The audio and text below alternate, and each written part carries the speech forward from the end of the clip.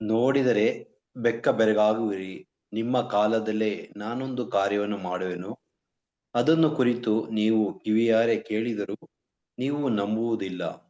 Okay, so ನೀವು ಕೇಳಿದರೆ ಬೆಕ್ಕಸ ಬೆರಗಾಗುವ ನಮ್ಮ ಕಾಲದಲ್ಲಿ ದೇವರು ಹೇಳ್ತಾ ಇದ್ರೆ ನಾನೊಂದು ಕಾರ್ಯವನ್ನು ಮಾಡುವೆನು. ನಾನು ಹೇಳಿದ್ದೇನೆ, ಇದು ಬೇರೆ ಬೇರೆ ರೀತಿಯಲ್ಲಿ ನಾವು ಚಿಂತಿಸಿದ್ದೇವೆ. ಪ್ರಿಯರೇ, ಈ ವಚನ ಒಂದು ಹೊಸ ಕಾರ್ಯ, ನಾನೊಂದು ಹೊಸ ಕಾರ್ಯ ಯಾವುದಾಗಿದೆ? ಯೇಸು ಸ್ವಾಮಿಯ ಮಿನಿಸ್ಟ್ರಿಯಲ್ಲಿ ಅವರು ಮಾಡಿದ ಹೊಸ ಕಾರ್ಯ ಯಾವುದು? ಅಂದ್ರೆ ಹಳೆ ಒಡಂಬಡಿಕೆಯಲ್ಲಿ ನಡೆದ ಎಲ್ಲಾ ಅದ್ಭುತಗಳು ಹೊಸ ಒಡಂಬಡಿಕೆಯಲ್ಲಿ ನಡೆಯಿತು. ಹಳೆ ಒಡಂಬಡಿಕೆಯಲ್ಲಿ ಕುಷ್ಠರೋಗಿಯಾದ ನಾಮಾನಿಗೆ ಸೌಖ್ಯ ಕೊಟ್ಟರು. ಹೊಸ ಒಡಂಬಡಿಕೆಯಲ್ಲಿ ದೇವರು ಕುಷ್ಠರೋಗಿಗಳಿಗೆ ಸೌಖ್ಯ ಕೊಡೋದು ನೋಡ್ತಾ ಇದ್ದೀವಿ. ಹಳೆ ಒಡಂಬಡಿಕೆ ಕಾರ್ಯ ನಡೀಲಿಲ್ವಲ್ಲ ಬ್ರದರ್? ಯಾವುದು? Washing the feet. Okay okay, yeah, ಅಂದ್ರೆ ನಾನು ಹೇಳೋದು ಒಂಥರ ಈ ಅದ್ಭುತ ಕಾರ್ಯಗಳು ಸುಮಾರು ಮಾಡಿದ್ರಲ್ಲ ಹಳೆ ಒಡಂಬಡಿಕೆಯಲ್ಲಿ. ಯೇಸು ಸ್ವಾಮಿ ತನ್ನ ಬಹಿರಂಗ ಜೀವನದಲ್ಲೂ ಸುಮಾರು ಅದ್ಭುತ ಕಾರ್ಯಗಳು ಮಾಡಿದ್ದಾರೆ. ಈ ಒಂದು ಇದರಲ್ಲಿ ಹಳೆ ಒಡಂಬಡಿಕೆಯಲ್ಲಿ ನಡೆದ ಅಥವಾ ನಡೆಯದೇ ಇರುವ ಹೊಸ ಒಡಂಬಡಿಕೆಯಲ್ಲಿ ಯೇಸು ಸ್ವಾಮಿ ಪ್ರತ್ಯೇಕವಾಗಿ ಮಾಡಿರುವ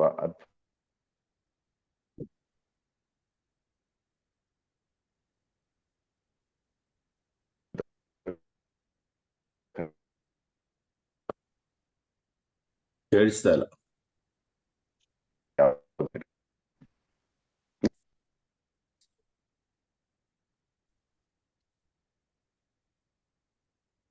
ನಾನು ಇದ್ರ ಬಗ್ಗೆ ಚಿಂತಿಸಿರ್ಲಿಲ್ಲ. ಇತ್ತೀಚೆಗೆ ಸಿಕ್ಕಿರೋ ಒಂದು ಪ್ರೇರಣೆನೆ. ಯೇಸು ಸ್ವಾಮಿ ಮಾಡಿದ ಹೊಸ ಮಿನಿಸ್ಟ್ರಿ ಯಾವುದು? ಹೊಸ ಅಂದ್ರೆ ಹಳೆ ಒಡಂಬಡಿಕೆಯಲ್ಲಿ ಇಲ್ಲದೆ ಇರುವ ಒಂದು ಕಾರ್ಯ ಯಾವುದು? ಕೆಜಿ ಸರ್ ಯಾವ ಏನಾದ್ರು ನೆನಪು ಬರ್ತಾ ಇದೆಯಾ? ಹಳೆ ಒಡಂಬಡಿಕೆಯಲ್ಲಿ ನಡೆಯದೇ ಇರುವ ಹೊಸ ಒಡಂಬಡಿಕೆಯಲ್ಲಿ ಪ್ರಾರಂಭಿಸಿರುವ ಒಂದು ಮಿನಿಸ್ಟ್ರಿ. ಸುವಾರ್ಥ ಪ್ರಸಾರಕ್ಕೆ ಕಳಿಸುವುದು. ಸಂಸ್ಕಾರಗಳು ಸುವಾರ್ಥ ಪ್ರಸಾರಕ್ಕೆ. ಓಕೆ, ಯಾ, ಅದಲ್ಲದೆ ನಾವು ಈಗ ಬಲಿ ಅರ್ಪಣೆಯಲ್ಲಿ ಅಲ್ಲಿ ಪ್ರಾಣಿಗಳ ಅರ್ಪಿಸ್ತಾ ಇದ್ರು. ಓಕೆ ಓಕೆ,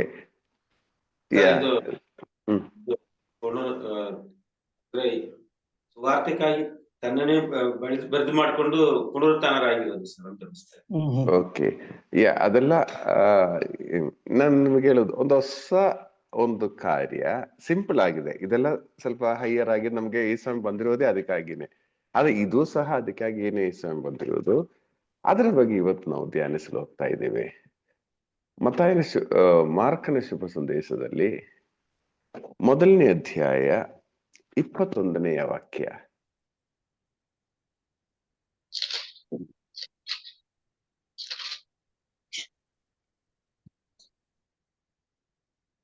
ನೀವು ಯಾರೆಂದು ನನಗೆ ಗೊತ್ತು, ದೇವರಿಂದ ಬಂದ ಪರಮ ಪೂಜ್ಯರು ನೀವು ಎಂದು ಕಿರ್ಚಿದನು.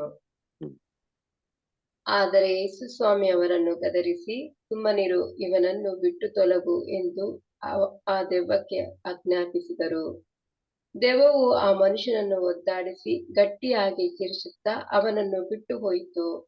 ಜನರೆಲ್ಲರೂ ಆಶ್ಚರ್ಯಚಕಿತರಾದರು. ಇದೇನು ಹೊಸ ಬೋಧನೆ! ಈತ ದೆವ್ವಗಳಿಗೂ ಕೂಡ ಅಧಿಕಾರದಿಂದ ಆಜ್ಞಾಪಿಸುತ್ತಾನೆ. ಇದೇನೋ ಹೊಸ ಬೋಧನೆ. ಯಾರು ಹೇಳ್ತಾ ಇದ್ದಾರೆ? ಅಲ್ಲಿನ ಫಾರಿಸಿ ಅವರು, ಅಲ್ಲಿನ ಜ್ಞಾನಿಗಳಾದವರೆಲ್ಲ ಹೇಳ್ತಾ ಇದ್ದಾರೆ, ಇದೇನೋ ಹೊಸ ಬೋಧನೆ. ಏನಾಗಿದೆ ಈ ಹೊಸ ಬೋಧನೆ? ಇವನು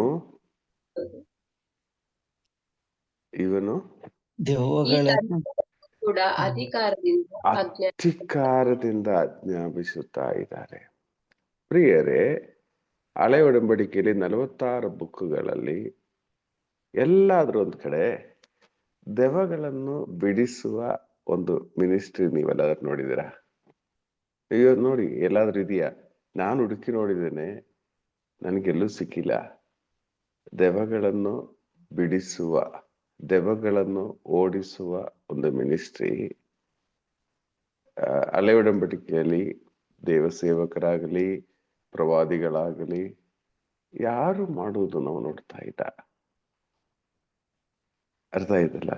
ಸೊ ಹಳೆ ಒಡಂಬಡಿಕೆಯಲ್ಲಿ ಇಲ್ಲದೆ ಇರುವ ಒಂದು ಸ್ಪೆಷಲ್ ಮಿನಿಸ್ಟ್ರಿ, ಬಾಕಿ ಎಲ್ಲ ಯೇಸು ಸ್ವಾಮಿ ಮಾಡಿ ಮುಗಿಸಿರುವ ಕಾರ್ಯ. ಇದು ಹೊಸ ಒಡಂಬಡಿಕೆಯಲ್ಲಿ ಮಾತ್ರ ಕಾಣುವ ಒಂದು ಮಿನಿಸ್ಟ್ರಿ ಆಗಿದೆ, ದೆವ್ವ ಬಿಡಿಸುವ ಈ ಒಂದು ಮಿನಿಸ್ಟ್ರಿ. ಯಾಕಂದ್ರೆ ಹಳೆ ಒಡಂಬಡಿಕೆಯಲ್ಲಿ ಅದಕ್ಕಿರುವ ಅಧಿಕಾರ ಇರಲಿಲ್ಲ, ಅವನೇ ಅಧಿಕಾರಿಯಾಗಿದ್ದ. ಆದರೆ ಹೊಸ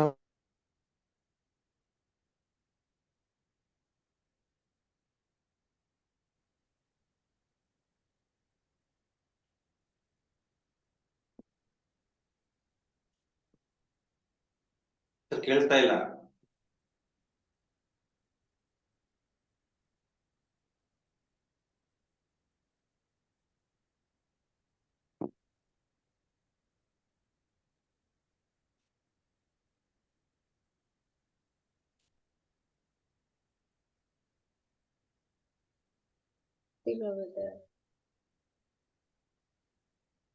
ಫೋನ್ ಕಾಲ್ ಏನೋ ಬಂದಿರುತ್ತೆ.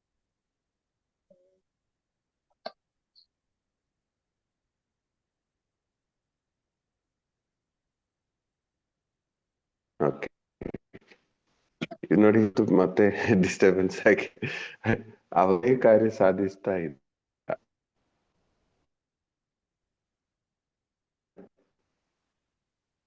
ಕೇಳಿಸ್ತಿಲ್ಲ ಬ್ರದರ್. ಕೇಳ್ತಾ ಇದೆಯಾ? ಕೇಳ್ತಾ ಇದೆ, ಕೇಳ್ತಾ ಇದೆ. ಕೇಳ್ತಾ ಇದೆ ಸರ್, ಆವಾಗಿಲ್ಲ ಹಿಡಿದು ಕೇಳಿಲ್ಲ. ಆಫ್ ಮಾಡಿ ಆನ್ ಮಾಡಿದ್ರೆ ಬರುತ್ತೆ.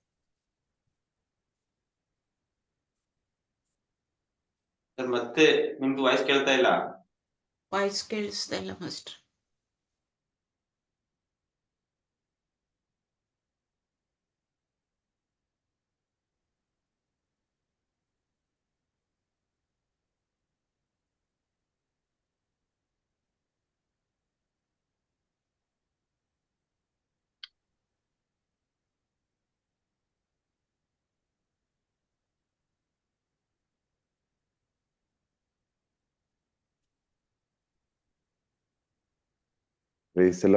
ಓಕೆ ಕೇಳಿಸ್ತಾ ಇದೆ. ಓಕೆ. ಸೊ ಮನುಷ್ಯನ ಮೇಲೆ ಯುದ್ಧ ಮಾಡ್ತಾ ಇತ್ತು. ಆಮೇಲೆ ವಿರುದ್ಧವಾಗಿ ಯುದ್ಧ, ಇನ್ನು ಅವರ ವಿರುದ್ಧವಾಗಿ ಇವರ ವಿರುದ್ಧವಾಗಿ ಯುದ್ಧಗಳು ಮಾಡ್ತಾ ಇದ್ರು. ಯಾರ ಮೇಲೆ? ಮನುಷ್ಯನ ಮೇಲೆ. ಓಕೆ, ಆದರೆ ಎಲ್ಲೂ ನಾವು ದೆವ್ವಗಳ ಮೇಲೆ ಯುದ್ಧ ಮನುಷ್ಯನು ಮಾಡೋದು ಕಾಣಲಿಲ್ಲ, ಯಾಕಂದ್ರೆ ಮನುಷ್ಯನಿಗೆ ಅಧಿಕಾರ ಇರಲಿಲ್ಲ. ಆದ್ರೆ ಹೊಸ ಒಡಂಬಡಿಕೆಯಲ್ಲಿ ಯೇಸು ಸ್ವಾಮಿ ಬಂದ ನಂತರ ಒಂದು ವಚನ ನಾವು ಓದಿ ನೋಡೋಣ. ಮತ್ತಾಯನ ಶುಭ ಸಂದೇಶ 12ನೇ ಅಧ್ಯಾಯ 28ನೆಯ ವಾಕ್ಯ. ಮತ್ತಾಯ 12:28. ನಾನು ದೇವರ ಆತ್ಮದಿಂದ ದೆವ್ವಗಳನ್ನು ಬಿಡಿಸುವುದಾದರೆ ದೇವರ ಸಾಮ್ರಾಜ್ಯ ನಿಮ್ಮಲ್ಲಿ ಈಗಾಗಲೇ ಬಂದಿದೆ. ನೋಡಿ, ಅಂದ್ರೆ ನಾನು ದೇವರ ಶಕ್ತಿಯಲ್ಲಿ ದೆವ್ವ ಬಿಡಿಸುವುದಾದರೆ ದೇವರ ಸಾಮ್ರಾಜ್ಯ ಈಗಾಗಲೇ ಬಂದಿದೆ. ಸೊ ಈ ದೆವ್ವ ಬಿಡಿಸುವ ಕಾರ್ಯ ಯಾವಾಗ ನಡೆಯುತ್ತದೆ? ಯಾವಾಗ ದೇವರ ಸಾಮ್ರಾಜ್ಯ ಬರುತ್ತೆ, ಆಗ ಮಾತ್ರ ಈ ಕಾರ್ಯ ನಡೆಯುವುದು. ಆದ್ರಿಂದ ಏನಾಯ್ತು, ಈ ವಿಷಯಗಳು ಮಾತನಾಡುವಾಗ, ಈ ದೆವ್ವಗಳನ್ನು ಓಡಿಸುವ ಕಾರ್ಯ ಬರುವಾಗ ಯೇಸು ಸ್ವಾಮಿಗೆ ತುಂಬಾ ರೆಸಿಸ್ಟೆನ್ಸ್ ಇತ್ತು. ಕಾರಣ ಇದೊಂದು ಹೊಸ ಬೋಧನೆ ಆಗಿತ್ತು. ಹೊಸ ಬೋಧನೆ ಯಾವಾಗಲೂ ಯಾರಿಗೂ ಆಕ್ಸೆಪ್ಟ್ ಮಾಡಕ್ ಕಷ್ಟ ಆಗ್ತಾ ಇತ್ತು. ಈ ನೋಡಿ, ಎಲ್ಲರೂ ಈ ಸ್ವಾಮಿ ಮೇಲೆ ನೋಡಿ, ಇವನು ದೆವ್ವಗಳ ಜೊತೆಗೆ ಅಥವಾ ದೆವ್ವಗಳನ್ನು ಇದರಲ್ಲಿ ದೆವ್ವಗಳನ್ನು ಉಪಯೋಗಿಸಿ ಈ ಕಾರ್ಯ ಮಾಡ್ತಾ ಇದ್ರು. ಈ ರೀತಿ ಯೇಸುಸ್ವಾಮಿಯ ಬಗ್ಗೆ ತುಂಬಾ ನೆಗೆಟಿವ್ ಆಗಿ ಅಲ್ಲಿ ಮಾತುಗಳು ಬರುತ್ತಾ ಇತ್ತು. ಯಾಕಂದ್ರೆ ಈ ಕಾರ್ಯ ಹಳೆ ಒಡಂಬಡಿಕೆಯಲ್ಲಿ ಎಲ್ಲೂ ನಡೆಯಲಿಲ್ಲ. ಅದರಿಂದ ನೋಡಿ, ಮಾರ್ಕನ ಶುಭ ಸಂದೇಶದಲ್ಲಿ 3ನೇ ಅಧ್ಯಾಯ 21ನೇ ವಾಕ್ಯ ಓದುವಾಗ ಕಾಣಬಹುದು, ಯೇಸು ಸ್ವಾಮಿಯ ಸಹೋದರರೆಲ್ಲ ಬಂದು ಯೇಸುಸ್ವಾಮಿಯನ್ನು ಕರ್ಕೊಂಡು ಹೋಗ್ತಾ ಇದ್ದಾರೆ. ಯಾಕಂದ್ರೆ ಯೇಸುಸ್ವಾಮಿ ಬಗ್ಗೆ ತುಂಬಾ ನೆಗೆಟಿವ್ ಆಗಿ ಮಾತುಗಳು ಬಂತು. ಓದಿ 21 ಓದಿ. ಈತನಿಗೆ ಎಂದು ಜನರು ಮಾತನಾಡಿಕೊಳ್ಳುತ್ತಿದ್ದರು. ಆದುದರಿಂದ ಯೇಸುವಿನ ಬಂಧುಗಳು ಯೇಸುವನ್ನು ಹಿಡಿದು ತರಲು ಹೊರಟರು. ನೋಡಿ, ಹಿಡಿದು ಕರ್ಕೊಂಡು ಹೋಗ್ತಾ ಇದಾರೆ. ನೋಡಿ, ಇವನೇನೋ ಸ್ವಲ್ಪ ದೆವ್ವ ಹಿಡಿದಿರೋ, ಇವನಿಗೇನೋ ಪ್ರಾಬ್ಲಮ್ ಇದೆ ಎಂಬ ರೀತಿಯಲ್ಲಿ ಎಲ್ಲಾ ಮಾತುಗಳಲ್ಲೆಲ್ಲ ಬಂದಾಗ ಯೇಸುವಿನ ಕುಟುಂಬದಲ್ಲಿರುವ ವ್ಯಕ್ತಿಗಳು, ಬೆಂದು ಬಳಗದವರು, ಇವನಿಗೆ ಇನ್ನು ಫ್ರೀ ಆಗಿಬಿಟ್ರೆ ಆಗಲ್ಲ ಅಂತ ಹೇಳಿ ಅವನ್ನ ಹಿಡ್ಕೊಂಡು ಹೋಗ್ತಾ ಇದ್ದಾರೆ. ಆ ಲೆವೆಲ್ ಅಲ್ಲಿ ಯೇಸುವಿನ ಬಗ್ಗೆ ಯೇಸುವಿನ ಬಗ್ಗೆ ಚರ್ಚೆ ಆಗ್ತಾ ಇತ್ತು. ಸೊ ಪ್ರಿಯರೇ, ಇಲ್ಲಿ ನಾವು ಅರ್ಥ ಮಾಡಬೇಕಾಗಿರುವ ಒಂದು ವಿಷಯ ಏನೆಂದರೆ, ಹಳೆಯ ಒಡಂಬಡಿಕೆಯಲ್ಲಿ ಮನುಷ್ಯನೊಂದಿಗೆ ಯುದ್ಧ ನಡೆಯುತ್ತಾ ಇತ್ತು. ದೇವರಿಗೆ ಕೋಪ ಬರುವಾಗ ಇಸ್ರಾಯೇಲ್ ಜನರಲ್ಲಿ ನೋಡಿ, ಹೋರಿಯನ್ನು ಆರಾಧಿಸಿದವರನ್ನ ಒಂದೇ ನಿಮಿಷ ಕೊಂದೇ ಹಾಕಿದ್ರು. ಅವರಲ್ಲಿ ಪ್ರವರ್ತಿಸುವ ಆ ದುಷ್ಟಶಕ್ತಿಯನ್ನು ಏನು ಮಾಡುವುದು ಕಾಣ್ತಾರೆ, ಮನುಷ್ಯರನ್ನೇ ಇಲ್ಲದಂತೆ ಮಾಡ್ತಾ ಇದೆ. ನನ್ಗೆ ಆಶ್ಚರ್ಯ ಆಯ್ತು, ಇದುವರೆಗೆ ನನ್ಗೆ ಸ್ಟ್ರೈಕ್ ಆಗಿರ್ಲಿಲ್ಲ. ಆದ್ರೆ ಹಳೆ ಒಡಂಬಡಿಕೆಯಲ್ಲಿ ಮನುಷ್ಯನನ್ನು ಸಹ ಏನಾದ್ರು ತಪ್ಪು ನಡೆದ್ರೆ ಅದಿಲ್ಲದಂತೆ ಮಾಡ್ತಾ ಇತ್ತು. ಏನಾದ್ರು ಯುದ್ಧ ನಡೆದ್ರೆ ಅವ್ರನ್ನ ಪೂರ್ತಿ ಖಾಲಿ ಮಾಡ್ತಾ ಇತ್ತು. ದೇವರೇ ಬಂದು ಯುದ್ಧ ಮಾಡುವ ಒಂದು ಕಾರ್ಯ ಹಳೆ ಒಡಂಬಡಿಕೆಯಲ್ಲಿ ನೋಡ್ತಾ ಇದ್ದೀವಿ. ಹಳೆ ಒಡಂಬಡಿಕೆಯಲ್ಲಿ ಕುಷ್ಠರೋಗ ಬಂದ್ರೆ ಮನೆಯಿಂದನೇ ಆಚೆ ಕಳಿಸೋದು, ಮತ್ತೆ ಅವನು ಇಲ್ಲಿ ಇಲ್ಲ, ಅವನು ಸಂಪೂರ್ಣವಾಗಿ ಸಪರೇಟ್ ಮಾಡೋದು. ಯಾಕಂದ್ರೆ ಅವನಲ್ಲಿರುವ ಆ ಅವಸ್ಥೆಯನ್ನು, ಆ ದವವನ್ನು ಓಡಿಸಲು ಅಥವಾ ಅಂತ ಅವಸ್ಥೆ ಇದ್ರೆ ಅದು ಕ್ಲಿಯರ್ ಮಾಡಲು ಅಧಿಕಾರ ಯಾರಿಗೂ ಇರಲಿಲ್ಲ. ಆದ್ರೆ ಹೊಸ ಒಡಂಬಡಿಕೆಯಲ್ಲಿ ಒಂದು ಹೊಸ ಪ್ರಬೋಧನೆ, ಹೊಸ ಟೀಚಿಂಗ್ ನಾವು ಇಲ್ಲಿ ಕಾಣ್ತಾ ಇದೀವಿ. ಏನು ಹೊಸ ಟೀಚಿಂಗ್ ಇವನ್ ಕೊಡ್ತಾ ಇದ್ದಾನಲ್ಲ. ಓಕೆ, ಸೊ ಈ ಹೊಸ ಒಡಂಬಡಿಕೆ ನಾವು ಅರ್ಥ ಮಾಡ್ಬೇಕು. ಹಳೆ ಒಡಂಬಡಿಕೆ ಹೊಸ ಒಡಂಬಡಿಕೆ ಒಂದು ಕಂಪ್ಯಾರಿಸನ್. ಲೂಕನ ಶುಭ ಸಂದೇಶದಲ್ಲಿ 4ನೇ ಅಧ್ಯಾಯ 18ನೇ ವಾಕ್ಯ ಬರುವಾಗ,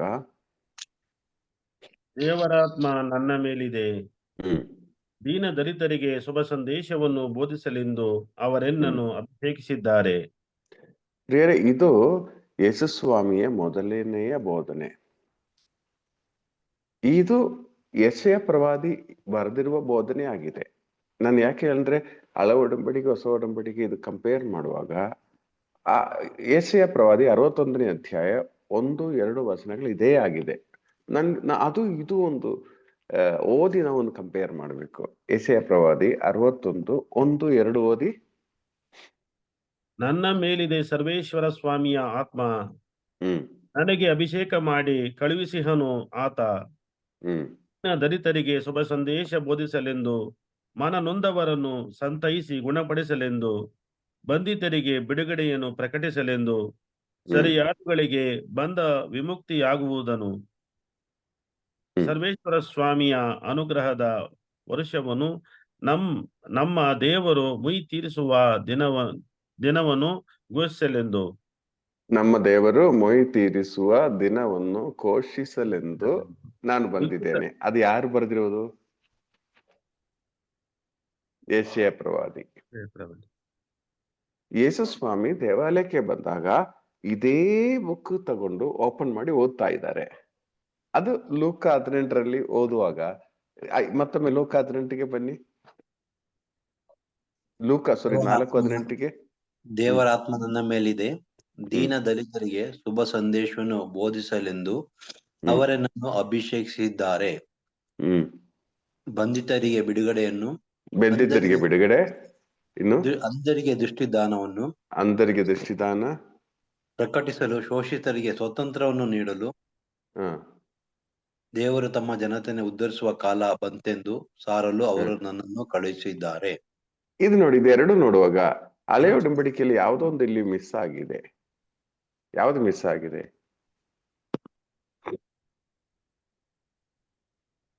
ಸೇಮ್ ವಚನನೇ ಸ್ವಾಮಿ ಓದಿರೋದು. ಅದು ಮಿಸ್ ಆದ ಕಾರಣದಲ್ಲಿ ನೋಡಿ ಲೂಕ ಸ್ವತಂತ್ರ ಶೋಷಿತರಿಗೆ ಸ್ವತಂತ್ರ ಕೊಡಲು ಒಂದು ಇದೆ, ಅದಿಲ್ಲ. ಓಕೆ, ಸ್ವಾತಂತ್ರ್ಯ ಅಂತ ಇದೆ ಎಲ್ಲೆಲ್ಲೋ ಅಲ್ವಾ ಸ್ವಲ್ಪ. ಇದು ಸರ್ವೇಶ್ವರ ಅನುಗ್ರಹದ ವರ್ಷವನ್ನು ನಮ್ಮ ದೇವರು ಮೊಯಿ ತೀರಿಸುವ ದಿನವನ್ನು ಮಿಸ್ ಆಗಿದೆ. ಈ ಮೊಯಿ ತೀರಿಸುವ ದಿನ ಇಲ್ಲಿ ಮಿಸ್ ಆಗಿದೆ.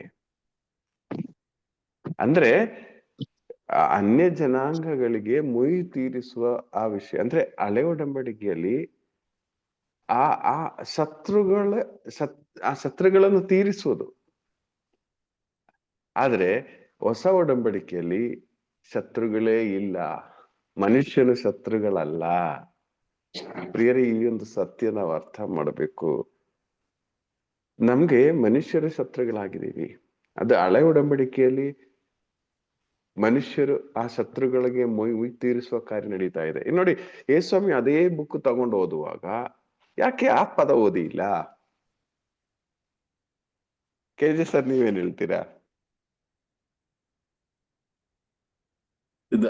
ಅದನ್ನ ನಿಗ್ರಹಿಸ್ಲಿಕ್ಕೆ ಸರ್, ಮುಯಿ ತೀರಿಸುವ ಕಾರ್ಯ ನಿಗ್ರಹಿಸಿ ಮನುಷ್ಯನನ್ನ ಹೊಸ ಮನುಷ್ಯನನ್ನಾಗಿ ಮಾಡುವ ಒಂದು ಕಾರ್ಯ.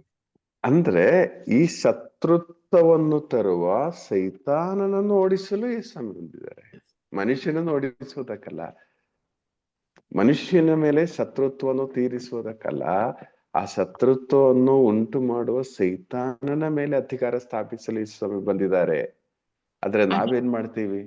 ಹಳೆ ಒಡಂಬಡಿಕೆಯಲ್ಲಿ ಜನರು ಮುಯಿಗೆ ಮುಯಿ ತೀರಿಸ್ತಾ ಇದ್ರು, ಕಣ್ಣಿಗೆ ಕಣ್ಣು, ಹಲ್ಲಿಗೆ ಹೌದು ಹೌದು ಕೊಂದುತ್ತಾ ಇದ್ರು. ಹೌದು. ದಾವಿದನು ಆ ಮಹಿಳೆಯರು ಅವರು ಬೋಧಿಸಿದ್ದು ಏನಂತ ಅಂದ್ರೆ, ಸೌಲನ್ ಕೊಂದನು 1000 ಗಟ್ಟಲೆ, ದಾವಿದನು ಕೊಂದನು 10,000 ಗಟ್ಟಲೆ. ಅದೊಂಥರ ಗ್ರೇಟ್ ತರ ಕಾಣ್ತಾ ಇದೆ, ಅದೊಂಥರ ದೊಡ್ಡ ವಿಷಯ ಆಗಿ ಕಾಣ್ತಾ ಇದೆ. ಆದ್ರೆ ಪ್ರಿಯರೇ, ಶತ್ರುಗಳನ್ನ ಪ್ರೀತಿಸಿ, ಹೊಸ ಒಡಂಬಡಿಕೆಯಲ್ಲಿ ಬರುವಾಗ ಈ ಮನುಷ್ಯನಲ್ಲ ನಮ್ಮ ಶತ್ರುಗಳು, ಈ ಮನುಷ್ಯನ ಮುಖಾಂತರ ಕ್ರಿಯೆ ಮಾಡುವ ಸೈತಾನನ ಕಾರ್ಯಗಳನ್ನು ದಮನ ಮಾಡುವ ಕಾರ್ಯ ಯೇಸು ಸ್ವಾಮಿ ಇಲ್ಲಿ ಮಾಡುತ್ತಾ ಇದ್ದಾರೆ. ಮನುಷ್ಯನಿಗೆ, ನಮಗೆ ಶತ್ರುಗಳು ಮನುಷ್ಯರಲ್ಲ ಎಂಬ ಸತ್ಯ ಹೊಸ ಒಡಂಬಡಿಕೆಯಲ್ಲಿ ಬೇಕಾದ್ರೆ ನಾವು ನೋಡಬಹುದು. ಜಸ್ಟ್ ಎಕ್ಸಾಂಪಲ್ ಹೇಳೋದಾದ್ರೆ ನೋಡಿ, ಯೇಸ್ವಾಮಿ ಎಲ್ಲೂ ಈ ಶತ್ರುಗಳ ಮೇಲೆ ಮೊಯ್ ತೀರಿಸುವ ಕಾರ್ಯಗಳು ಎಲ್ಲೂ ಹೇಳ್ತಾ ಇಲ್ಲ. ಹಳೆ ಒಡಂಬಡಿಕೆ ಅದೇ ವಚನ ಓದಿದರೂ ಈ ಕಾರ್ಯ ಇಲ್ಲಿ ಬರುತ್ತಾ ಇಲ್ಲ. ಸ್ವಲ್ಪ ನೀವು ಯೋಚನೆ ಮಾಡಿ. ಅಂದ್ರೆ ಈ ಶತ್ರುತ್ವವನ್ನು ತರುವ ಸೈತಾನನನ್ನು ನಿಗ್ರಹಿಸುವ ಕಾರ್ಯಕ್ಕಾಗಿ ಯೇಸು ಸ್ವಾಮಿ ಇಲ್ಲಿ ಬಂದಿದ್ದಾರೆ. ನಾವು ನೋಡಬಹುದು, ಅದಾದ್ಮೇಲೆ ಪ್ರೇಷಿತರ ಕಾರ್ಯಕಲಾಪಗಳಲ್ಲಿ ಸುಮಾರು ಕಡೆ ಶಿಷ್ಯರು ಇದೇ ಕಾರ್ಯ ಮಾಡ್ತಾ ಇದ್ದಾರೆ. ಸೊ ಹಾಗಾದ್ರೆ ಪ್ರಿಯರೇ, ನಮಗೆ ಶತ್ರುಗಳು ಎಂದು ಹೇಳಿ ಕೆಲವು ವ್ಯಕ್ತಿಗಳು ನಮ್ಮ ಮೈಂಡ್ ಸೆಟ್ ಅಲ್ಲಿ ಫಿಕ್ಸ್ ಆಗ್ಬಿಟ್ಟಿದೆ ಅಲ್ವಾ? ಏನಾಗುತ್ತೆ ಅಂದ್ರೆ ಅವರೇ ಶತ್ರುಗಳು ನಮ್ಗೆ, ಅವರಿಂದನೇ ನಮ್ಮ ಜೀವನ ಈ ರೀತಿ ಆಗಿರುವುದು, ಈ ಒಂದು ಚಿಂತೆ ನಮ್ಮ ಮನಸ್ಸಿನಲ್ಲಿ ಬರುತ್ತೆ. ಆದರೆ ಪ್ರಿಯರೇ, ಯೋಚನೆ ಮಾಡಿ, ಆ ವ್ಯಕ್ತಿಯನ್ನು ಕಂಡ್ರೆ ನಮ್ಗೆ ಆಗ್ತಾ ಇಲ್ಲ, ಆ ವ್ಯಕ್ತಿ ಇದ್ರೆ ನಾವು ಇರಲ್ಲ, ಈ ರೀತಿ ಎಲ್ಲ ಪ್ರಶ್ನೆ ಇದೆ. ಆದರೆ ಯೇಸುಸ್ವಾಮಿ ಒಂದು ವೇಳೆ ಈಗ ನಮ್ ಜೊತೆಗೆ ಬಹಿರಂಗವಾಗಿ ಆ ಬಹಿರಂಗ ಜೀವನನ ಈ ಟೈಮಲ್ಲಿ ನಡೆಸಿದ್ರೆ ಏನ್ ಮಾಡುವರು? ಈ ಮನುಷ್ಯನನ್ನಲ್ಲ, ಈ ಮನುಷ್ಯನಲ್ಲಿ ಕ್ರಿಯೆ ಮಾಡುವ ಆ ದುಷ್ಟ ಶಕ್ತಿಯನ್ನು ದಮನ ಮಾಡುವುದು. ಆ ಮನುಷ್ಯನ ಏನೂ ಇಲ್ಲ ಪಾಪ. ಪ್ರಿಯರೇ, ನಾವು ಶತ್ರುಗಳು ಎಂಬ ರೀತಿಯಲ್ಲಿ ಕಾಣುವ ವ್ಯಕ್ತಿಗಳೆಲ್ಲ ಒಳ್ಳೆ ಜನರೇ. ಅವರಲ್ಲಿ ಈಗ ನಮ್ಮಲ್ಲಿ ಎಷ್ಟೋ ಬಾರಿ ದುಷ್ಟಶಕ್ತಿಗಳ ಕ್ರಿಯೆ ಮಾಡ್ತಾ ಇದೆ. ಒಂದ್ ಚಿಂತೆಯಲ್ಲಿ ಪೇತ್ರನು ನೀವೇ ದೇವರ ಪುತ್ರನು ಅಂತೆಲ್ಲ ಹೇಳಿ 6ನೇ ವಚನದಲ್ಲಿ ಸೈತಾನ್ನೇ ಬಿಟ್ಟು ತೊಲಗಿ ಅಂತ ಹೇಳ್ತಾ ಇದ್ದಾರೆ. ನರಮಾನವರಲ್ಲ ನಿಮ್ಗೆ ಇದು ತೋರಿಸಿಕೊಟ್ಟಿರೋದನ್ನೆಲ್ಲ ಯೇಸುಸ್ವಾಮಿನೇ ಹೇಳಿದ್ದಾರೆ. ಸೊ ನಮ್ಮಲ್ಲಿ ಎಷ್ಟೋ ಬಾರಿ ಪ್ರಿಯರೇ, ಇದು ತುಂಬಾ ಮುಖ್ಯವಾದ ಒಂದು ಕಾರ್ಯವಾಗಿದೆ. ನಮಗೆ ಈ ಒಂದು ಅಧಿಕಾರ ದೇವರು ಕೊಟ್ಟಿದ್ದಾರೆ. ನೋಡಿ, ಯೇಸುಸ್ವಾಮಿ ಈ ವಿಷಯ ಹೇಳದೇ ಇದ್ದದ್ರಿಂದ, ಅಂದ್ರೆ ಈ ಮೊಯ್ ತೀರಿಸುವ ಕಾರ್ಯ ಹೇಳದೇ ಇರುವುದರಿಂದ ಏನಾಗಿದೆ? 4ನೇ ಅಧ್ಯಾಯ 29 ಓದುವಾಗ, ಈ ಲೋಕನ ಶುಭ ಸಂದೇಶ, ಅಥವಾ 28ರಿಂದ ಓದುವಾಗ, ಇದನ್ನು ಕೇಳಿ ಪ್ರಾರ್ಥನಾ ಮಂದಿರದಲ್ಲಿ ಅಲ್ಲಿದ್ದ ಎಲ್ಲರೂ ಕಡುಗೊಪ್ಪಗೊಂಡರು.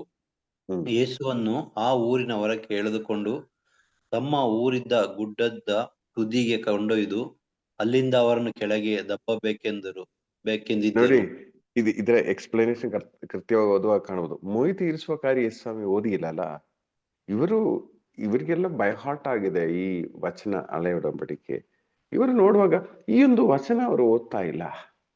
ಅದಕ್ಕೆ ಬದಲಾಗಿ ಯೇಸು ಸ್ವಾಮಿ ಹೇಳ್ತಾ ಇದ್ದಾರೆ ನೋಡಿ, ಹಳೆ ಒಡಂಬಡಿಕೆಯಲ್ಲಿ ಸೆರಪ್ತ ಆ ಒಂದು ಬರಕಾಲದಲ್ಲಿ ಸೆರಾಪ್ತ ಎಂಬ ಆ ಒಂದು ವಿಧವೆಯ ಮನೆಗೆ ಪ್ರವಾದಿ ಹೋಗಿದ್ದಾರಲ್ಲ, ನಾಮಾನ್ ಎಂಬ ಅನ್ಯ ಜನಾಂಗವಾದ ಕುಷ್ಠರೋಗಿಗೆ ಸೌಖ್ಯ ಕೊಟ್ಟರಲ್ಲ, ಆ ಟೈಮಲ್ಲೂ ಈ ಕಾರ್ಯ ನಡೀತಲ್ಲ. ಅವರ ಮೇಲೆ ಮೊಯ್ ತೀರಿಸುವುದಲ್ಲ ಬೇಕಾಗಿರುವುದು, ಅವರನ್ನು ಪ್ರೀತಿಸಬೇಕು ಎಂಬ ರೀತಿಯಲ್ಲಿ ಯೇಸು ಹೇಳುವಾಗ ಅಲ್ಲಿ ಸೇರಿದವರಿಗೆಲ್ಲ ಕೋಪ ಆಯಿತು. ಅವರು ಬಿಟ್ಟು ಹೋಗ್ತಾ ಇದ್ದಾರೆ ಅಲ್ಲಿಂದ ಬಿಟ್ಟು ಯೇಸುವನ್ನು ಕೊಲ್ಲಲು ಪ್ರಯತ್ನ ಪಡ್ತಾ ಇದ್ದಾರೆ. ಸೊ ಹಳೆ ಒಡಂಬಡಿಕೆ ಮೈಂಡ್ ಸೆಟ್, ಹೊಸ ಒಡಂಬಡಿಕೆ ಮೈಂಡ್ ಸೆಟ್ ನಾವು ಇಲ್ಲಿ ಅರ್ಥ ಮಾಡಬಹುದು. ಸೊ ಯೇಸು ಬಂದಿರುವುದು ಏನಕ್ಕೆ? ಆ ಸೈತಾನನ ಮೇಲೆ ಅಧಿಕಾರವನ್ನು ಸ್ಥಾಪಿಸಲು ಯೇಸು ಬಂದಿದ್ದಾರೆ. ಪ್ರಿಯರೇ, ಇದು ನಾವು ಪೂರ್ಣವಾಗಿ ಅರ್ಥ ಮಾಡಬೇಕು. ಈ ಶಕ್ತಿ ನಮ್ಮ ಒಬ್ಬೊಬ್ಬರಲ್ಲೂ ಇದೆ.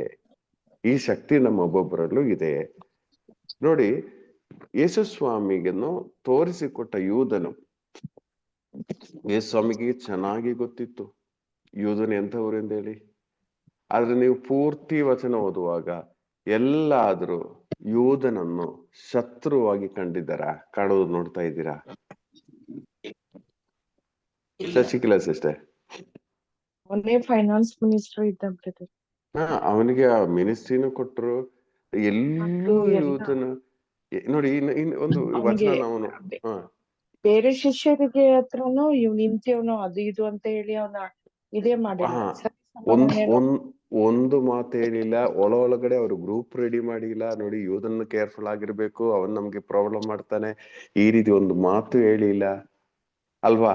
ಸೊ ಪ್ರಿಯರೇ, ನಾವು ನೋಡೋದಾದ್ರೆ ಯೋಹಾನನ ಶುಭ ಸಂದೇಶ 12ನೇ ಅಧ್ಯಾಯ 4ರಿಂದ ನಾವು ಓದುವಾಗ, ಯೋಹಾನ 12:4 ಓದುವಾಗ ನನ್ಗೆ ಗೊತ್ತು, ಇವತ್ತು ನಾವು ಧ್ಯಾನಿಸುವ ವಚನ ಆಲಿಸುವ ನಮ್ಗೆ ಯಾರಿಗೂ ಜುಮ್ಮನ್ ಅನ್ಸಲ್ಲ.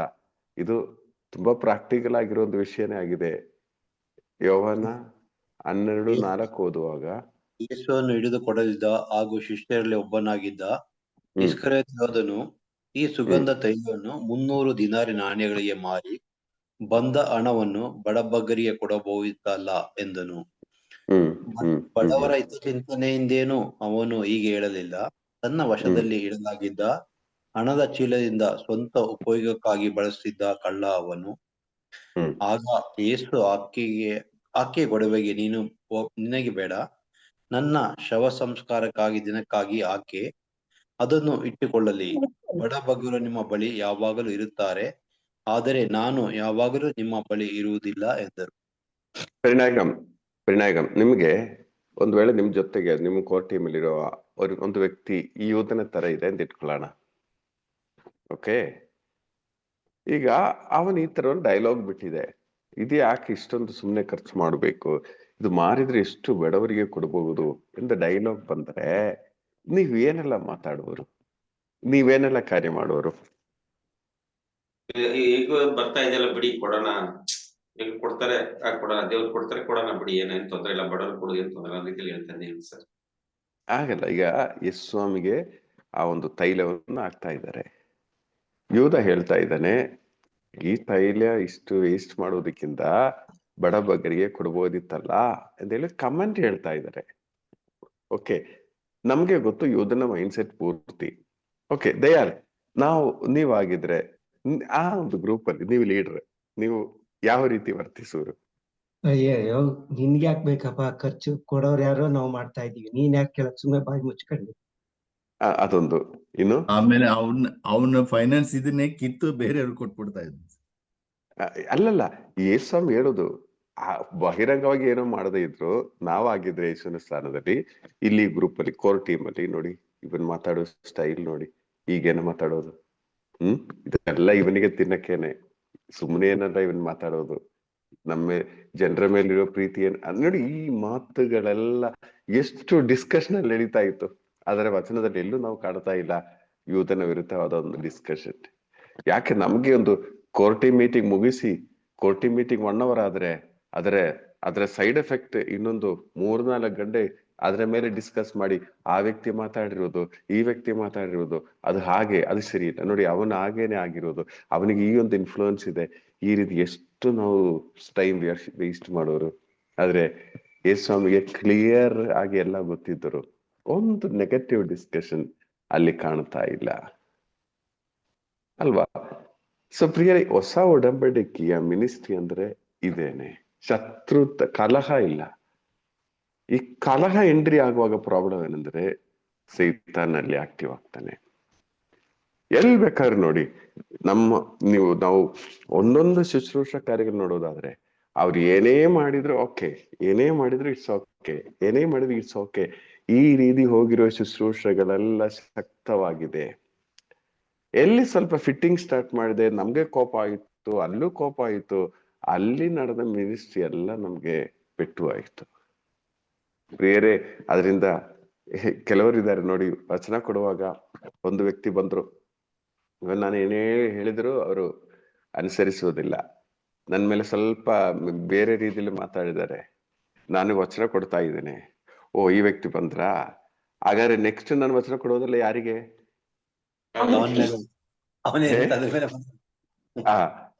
ಪ್ರಿಯರೇ, ಅದಾದ್ಮೇಲೆ ನಾವು ಹೇಳ್ಬೋದು, ಚೆನ್ನಾಗಿ ಕೊಟ್ಟೆ ಇವತ್ತು. ಪ್ರಿಯರೇ, ಈ ಶುಶ್ರೂಷೆ ಹೊಸ ಒಡಂಬಡಿಕೆಯ ಶುಶ್ರೂಷೆ ಅಲ್ಲ. ಇದು ನಾನು ನಿಜವಾಗಿ ಮರಿಯನ್ ತಂಡದಲ್ಲಿರುವ ನಾವೊಬ್ಬರು ಈ ವಿಷಯ ಇದು ಮಾಡಬಾರ್ದು. ನಮ್ಗೆ ಚಾನ್ಸ್ ಇದೆ, ಸಾಧ್ಯತೆ ಇದೆ, ಟ್ಯಾಲೆಂಟ್ ಇದೆ. ನಮ್ಗೆ ಕೆಲವರಿಗೆ ಉಪದೇಶ ಕೊಡೋದು, ನಾವು ವಚನದ ಮುಖಾಂತರ ಉಪದೇಶ ಕೊಡ್ತೀವಿ, ಅಲ್ಲಿ ಸಾತಾನ್ನೇ ಕ್ರಿಯೆ ಮಾಡೋದು. ದಯವಿಟ್ಟು ನಾವು ಯಾರು ಈ ರೀತಿ ವಚನ ಕೊಡೋದು ದೇವರ ಪ್ರೇರಣೆಯಿಂದ. ನನ್ನಂತರ ಈ ಶತ್ರುಗಳು ಅಂತ ಕಂಡ್ಬಿಟ್ರೆ ಮತ್ತೆ ನಾವು ಅವ್ರನ್ನ ಕಂಡ್ರೆ ನಮ್ಗೆ ಇವೆಲ್ಲ ನಾವು ಒಳ್ಳೇದಕ್ಕೆ ಮಾಡೋ ಹಾಗೆ ಮಾಡ್ತೀವಿ, ಆದ್ರೆ ಅಲ್ಲಿ ಸೈತಾನನ ಕಾರ್ಯಗಳು ಶಕ್ತವಾಗಿ ನಡೆಯುವ ಸಾಧ್ಯತೆ ಇದೆ. ಅದಕ್ಕೆ ಕೆಲವರು ಹೇಳ್ತಾರೆ ನೀರಸ ಶುಶ್ರೂಷೆ ಅಂದ್ರೆ ಒಂಥರ ವೈರಾಗ್ಯದ ಶುಶ್ರೂಷೆ ಅಂತ ಹೇಳ್ಬಹುದು. ವಚನ ಕೊಡ್ತಾ ಇದೆ, ದೇವರ ವಾಕ್ಯ ಬೋಧಿಸ್ತಾ ಇದೆ, ಆದ್ರೆ ನಮ್ಮ ವೈರಾಗ್ಯ ತೀರಿಸುವುದಕ್ಕಿರುವ ಒಂದು ಬೋಧನೆ ಅಲ್ಲಿ ನಡೆಯುತ್ತದೆ. ಒಮ್ಮೆ ಯೇಸುಸ್ವಾಮಿ ಅವರು ಸಮಾರ್ಯ ಊರಿಗೆ ಹೋಗ್ತಾ ಇದ್ರು, ಶಿಷ್ಯರೆಲ್ಲ ಟೀಮ್ ಎಲ್ಲ ಇದ್ದಾರೆ. ಆದ್ರೆ ಅವ್ರು ಅರ್ಜೆಂಟ್ ಆಗಿ ಹೋಗ್ಬೇಕಿತ್ತು. ಆಗ ಸಮಾರ್ಯದವರಷ್ಟು ಕೇರ್ ಮಾಡಿಲ್ಲ ಯೇಸುಸ್ವಾಮಿಯನ್ನು. ಅದು ಕಂಡು ನಮ್ಮ ಯೋವಾನ ಮತ್ತು ಯಾಕೋಬಿಗೆ ತುಂಬಾ ಕೋಪ ಆಯಿತು. ಸ್ವಾಮಿ, ಅವ್ರು ನಿಮ್ಗೆ ರೆಸ್ಪೆಕ್ಟ್ ಮಾಡ್ತಾ ಇಲ್ಲ, ನಾವು ಸ್ವರ್ಗದಿಂದ ಬೆಂಕಿ ಇಳಿಸಿ ಇವರನ್ನು ಈ ನಗರವನ್ನು ನಾಶ ಮಾಡ್ಬಿಡೋಣ. ಅವ್ರು ಮಾತಾಡ್ತಾ ಇದ್ದಾರೆ, ಇವರು ನಿಮ್ಮನ್ನು ರೆಸ್ಪೆಕ್ಟ್ ಮಾಡ್ತಾ ಇಲ್ಲ, ಅದರಿಂದ ಸ್ವರ್ಗದಿಂದ ಬೆಂಕಿ ಇಳಿಸಿ ಈ ರಾಜ್ಯವನ್ನು ನಾಶ ಮಾಡಿಬಿಡೋಣ ಅಂತ ಹೇಳಿ ಯಾರು ಹೇಳ್ತಾ ಇದ್ದಾರೆ? ಪ್ರೀತಿ ಅಂತ ಹೇಳುವ ಯೋವಾನನ ಹೇಳ್ತಾ ಇದ್ದಾರೆ, ನಾಶ ಮಾಡಿಬಿಡೋಣ ಅಂತೇಳಿ. ಸೊ ಪ್ರಿಯರೇ, ಇದು ಹಳೆಯ ಒಡಂಬಡಿಕೆಯ ಒಂದು ಸ್ಟೈಲ್. ನಮ್ಗೆ ಶತ್ರುಗಳಾದವರನ್ನು ನಾಶ ಮಾಡುವ ಚಿಂತೆ. ಕಾರಣ ಅರ್ಥ ಮಾಡಿ, ಆಕ್ಚುಲಿ ಆ ವ್ಯಕ್ತಿಗಳಲ್ಲ ನಮ್ಮ ಶತ್ರು, ಆ ವ್ಯಕ್ತಿಗಳಲ್ಲಿ ಕ್ರಿಯೆ ಮಾಡುವ ಆ ದುಷ್ಟ ಶಕ್ತಿ ಆಗಿದ್ದಾನೆ ನಮ್ಮ ಶತ್ರು. ಅರ್ಥ ಮಾಡಿ, ಅವನನ್ನು ಯೇಸುಸ್ವಾಮಿ ಶಿಲುಬೆಯಲ್ಲಿ ಸೋಲಿಸಿ ಬಿಟ್ಟಿರುವವನು ಸಹ. ಆದ್ರೆ ನಮ್ಗೆ ಶತ್ರುತ್ವ ಯಾರ ಮೇಲೆ ಬರುತ್ತೆ? ನಮ್ಗೆ ಶತ್ರುತ್ವ ಬರುವುದು ಮನುಷ್ಯರ ಮೇಲೆ. ನೀವೇ ಯೋಚನೆ ಮಾಡಿ, ನಮ್ಮ ಸಹೋದರ ಇರ್ಬೋದು, ಅವನು ಕುಡಿದು ಬರ್ತಾ ಇದ್ದಾನೆ, ಅವನ್ ನಮ್ಗೆ ಶತ್ರು, ಅವನ ಅದು ಮಾತಾಡ್ತಾನೆ, ಇದು ಮಾಡ್ತಾನೆ, ನಮ್ಗೆ ಶತ್ರು ಆಗ್ತಾನೆ. ಆದ್ರೆ ಅವನೊಳಗಡೆ ಈ ಕ್ರಿಯೆ ಮಾಡಿಸುವ ಈ ದುಷ್ಟ ಶಕ್ತಿಯನ್ನು ದಮನ ಮಾಡಲು ನಾವೇನಾದ್ರೂ ಪ್ರಯತ್ನ ಪಟ್ಟಿದೀಯಾ? ಪ್ರಿಯರೇ, ಅಥವಾ ಒಂದು ಮಿನಿಸ್ಟ್ರಿಯಲ್ಲಿ ನಮ್ಗೆ ವಿರುದ್ಧವಾಗಿ ತುಂಬಾ ಮಾತುಗಳು ಬರುತ್ತೆ. ನಾವೇನೋ ಕಷ್ಟಪಟ್ಟು ಏನೋ ಒಳಿತು ಮಾಡ್ತಾ ಇದ್ದೇನೆ, ಆದ್ರೆ ಅದು ಮಾಡಿ ಮುಗಿಸುವುದಷ್ಟು ಇಲ್ಲದೆ ಇರೋ ಮಾತುಗಳು ಯಾವುದೂ ಇಲ್ಲ. ಸೊ ಪ್ರಿಯರೇ, ಇದೆಲ್ಲ ನಾವು ಅರ್ಥ ಮಾಡಬೇಕು. ಮನುಷ್ಯರು ನಮ್ಮ ಶತ್ರುಗಳಲ್ಲ, ಅರ್ಥ ಮಾಡಿ. ನಮ್ಮ ಪ್ರತಿಕ್ರಿಯೆ ಮನುಷ್ಯರ ವಿರುದ್ಧವಾಗಿಯೂ ಅಲ್ಲ. ಅದರಿಂದ ನಾವು ಈ ವಿಷಯಗಳು ತುಂಬಾ ಕೇರ್ಫುಲ್ ಆಗಿರ್ಬೇಕು. ಯೇಸುಸ್ವಾಮಿ ನೋಡಿ, 10 ಶಿಷ್ಯ ಅಂದ್ರೆ ಒಂದೊಂದು ಊರಿಗೆ ಹೋಗೋ ಮುಂಚೆ ಯೇಸ್ವಾಮಿ ಏನು ಮಾಡ್ತಾ ಇದ್ರು ಗೊತ್ತಾ? ಲೂಕನ ಶುಭ ಸಂದೇಶ 10ನೇ ಅಧ್ಯಾಯ 1ನೇ ವಾಕ್ಯ ಓದುವಾಗ, ಲೂಕನ ಶುಭ ಸಂದೇಶ. ಇದಾದ ಮೇಲೆ ಯೇಸು ಸ್ವಾಮಿ ಇನ್ನೂ 72 ಮಂದಿಯನ್ನು ನೇಮಿಸಿ ಅವರನ್ನು ಇಬ್ಬಿಬ್ಬರನ್ನಾಗಿ ತಾವೇ ಹೋಗಲಿದ್ದ ಊರುಗಳಿಗೂ ಸ್ಥಳಗಳಿಗೂ ಮುಂದಾಗಿ ಕಳುಹಿಸಿದರು. ತಾವೇ ಹೋಗಲಿರುವ ಊರುಗಳಿಗೂ ಸ್ಥಳಗಳಿಗೂ ಇಬ್ಬಿಬ್ಬರನ್ನಾಗಿ ಕಳುಹಿಸಿದರು. ಈ ಇಬ್ಬರು ಏನ್ ಮಾಡಕ್ಕೆ ಕಳಿಸಿದ್ದಾರೆ? ಈ ಇಬ್ಬರನ್ನು ಏನ್ ಮಾಡಕ್ಕೆ? ಈಗ ನಾನು ಮದ್ದೂರಿಗೆ ಒಂದು ವಚನ ಕೊಡಕ್ಕೆ ಹೋಗ್ತಾ ಇದ್ದೇನೆ. ಆಗ ನಾನು ಪೆರಿನಾಗಂ ಮತ್ತು ಇನ್ನೊಬ್ಬರನ್ನು, ಬ್ರದರ್ ನೀವು ಮದ್ದೂರಿಗೆ ಹೋಗಿ ಸ್ವಲ್ಪ ಪ್ರಾರ್ಥಿಸಿ, ಈ ವಚನ ಧ್ಯಾನ ರೆಡಿ ಆಗುವಂತೆ. ಇದೆಲ್ಲ ಮುಂಚೆ ಇತ್ತು ನಮ್ಮ ಪದ್ಧತಿ. ಈಗ ಅದೇನೂ ಇಲ್ಲ. ವಚನ ಸರಿ ರೈಟ್, ನಾವು ಹೋಗಿ ಕೊಟ್ಟು ವಾಪಸ್ ಬರ್ತೀವಿ. ಇದೆಲ್ಲ ಮುಂಚೆ ಇತ್ತು. ಆ ಮದ್ದೂರಿಗಾಗಿ ಒಂದು ತಿಂಗಳು, 2 ತಿಂಗಳು, 3 ತಿಂಗಳು ಪ್ರಾರ್ಥಿಸಿ ನಾವು ಹೋಗ್ತಾ ಇದ್ವಿ. ಅಲ್ಲಿ ಅದ್ಭುತಗಳು, ಗುರುತುಗಳು ನಡೀತಾ ಇತ್ತು. ಈಗ ನಾವು ಎಕ್ಸ್ಪರ್ಟ್ ಆಗಿದ್ದೀವಿ. ಯಾರಿಗೂ ಏನು ಭಿನ್ನಹಾನೂ ಇಲ್ಲ, ಪ್ರಾರ್ಥನೆ ಇಲ್ಲ, ನಾವು ಡೈರೆಕ್ಟ್ ಹೋಗುವರು. ಏನು ಮಹಾಕಾರ್ಯ ನಡೀತಾನೂ ಇಲ್ಲ. ತುಂಬಾ ಚೆನ್ನಾಗಿದೆ ಅಂತೆಲ್ಲ ಹೇಳ್ತಾರೆ ಅಷ್ಟೇನೆ. ಆದ್ರೆ ಪ್ರಿಯರೇ, ಯೇಸ್ವಾಮಿ ಏನ್ ಮಾಡಿದ್ರು ಗೊತ್ತಾ? ಆ ಸ್ಥಳಕ್ಕೆ ಮುಂಚಿತವಾಗಿ 2 ಜನ ಒಂದು ಇಂಟರ್ಸೆಷನ್ ಟೀಮ್ ಅನ್ನೇ ಕಳಿಸ್ಬಿಟ್ರು. ಅವ್ರೇನ್ ಮಾಡಿದ್ದಾರೆ? 19ನೇ ವಾಕ್ಯದಲ್ಲಿ ಅವರು ಮರಳಿ ಬರುವಾಗ, ಇಗೋ ಸರ್ಪಗಳನ್ನು ಹಾಗೂ ಚೇಳುಗಳನ್ನು ತುಳಿಯುವುದಕ್ಕೂ ಶತ್ರುವಿನ ಸಮಸ್ತ ಶಕ್ತಿಯನ್ನು ಜಯಿಸುವುದಕ್ಕೂ ನಿಮಗೆ ಅಧಿಕಾರ ಕೊಟ್ಟಿದ್ದೇನೆ. ಯಾವುದು ನಿಮಗೆ ಹಾನಿ ಮಾಡದು. ಆದರೂ ದೆವ್ವಗಳು ನಿಮಗೆ ಅಧೀನವಾಗಿದೆ ಎಂದು ಸಂತೋಷ ಪಡುವುದಕ್ಕಿಂತ ನಿಮ್ಮ ಹೆಸರುಗಳು ಸ್ವರ್ಗದಲ್ಲಿ ಲಿಖಿತವಾಗಿದೆ ಎಂದು ಸಂತೋಷ ಪಡಿ ಎಂದು ಹೇಳಿದರು. ನೋಡಿ, ಇದರಲ್ಲಿ 17ನೇ ವಾಕ್ಯ ಸೇರಿಸಿ ಓದಿ ಸರ್. 17. ಕಳುಹಿಸಲಾಗಿದ್ದ 72 ಮಂದಿ ಸಂತೋಷಭರಿತರಾಗಿ ಹಿಂದಿರುಗಿ ಬಂದು, ಸ್ವಾಮಿ, ನಿಮ್ಮ ಹೆಸರಿನಲ್ಲಿ ಆಜ್ಞೆ ಮಾಡಿದಾಗ ದೆವ್ವಗಳು ಕೂಡ ನಮಗೆ ಅಧೀನವಾಗುತ್ತವೆ ಎಂದು ವರದಿ ಮಾಡಿ. ನಿಮ್ಮ ಹೆಸರಿನಲ್ಲಿ ಆಜ್ಞೆ ಮಾಡಿದಾಗ ದೆವ್ವಗಳು ಸಹ ನಮಗೆ ಅಧೀನವಾಗ್ತಾ ಇತ್ತು. ನೋಡಿ, ಈ ಇಬ್ಬರನ್ನ ಕಳಿಸಿರೋದೇನಕ್ಕೆ? ಆ ಊರಲ್ಲಿರುವ ಈ ದುಷ್ಟ ಶಕ್ತಿಗಳನ್ನು ದಮನ ಮಾಡಲು ಯೇಸು ಸ್ವಾಮಿ ಅಧಿಕಾರವನ್ನು ಕೊಟ್ಟು ಕಳುಹಿಸಿದ್ದಾರೆ. ಇವರು ಆ ಊರಿಗೆ ಹೋಗಿ ಪ್ರಾರ್ಥಿಸಿದಾಗ ಅಲ್ಲಿದ್ದ ದೆವ್ವಗಳು ಇವರಿಗೆ ಅಧೀನರಾಗ್ತಾ ಇತ್ತು. ಈ ಸ್ವಾಮಿ ಹೇಳ್ತಾ ಇದ್ದಾರೆ, ನಾನು ನೋಡಿದನೇ ಸ್ವರ್ಗದಿಂದ ಸಿಡಿಲಿನ ಹಾಗೆ ಸೈತಾನ ಬೀಳುವುದು ನಾನು ಕಂಡೆ ಅಂತೇಳಿ. ಸೊ ಪ್ರಿಯರೇ, ಈ ಅಧಿಕಾರ ನಮ್ಮ ಒಬ್ಬೊಬ್ಬರಿಗೂ ಕೊಡಲಾಗಿದೆ. ನಾನು ಯಾಕೆ ಇದು ಹೇಳ್ತಾ ಇದ್ದೀನಿ ಅಂದ್ರೆ, ಇನ್ನು ಮುಂದೆ ನಮಗೆ ಶತ್ರುಗಳಿರಕೂಡದು. ಇನ್ನು ಮುಂದೆ ಆ ವ್ಯಕ್ತಿಗಳು ನಮ್ಮ ಶತ್ರುಗಳಲ್ಲ. ಪ್ರಿಯರೇ, ಇದೇ ನಮ್ಗೆ ತುಂಬಾ ಪೆಟ್ಟಾಗುವುದು. ಈ ವ್ಯಕ್ತಿಗಳು ನಮ್ಮ ಶತ್ರುಗಳಲ್ಲ.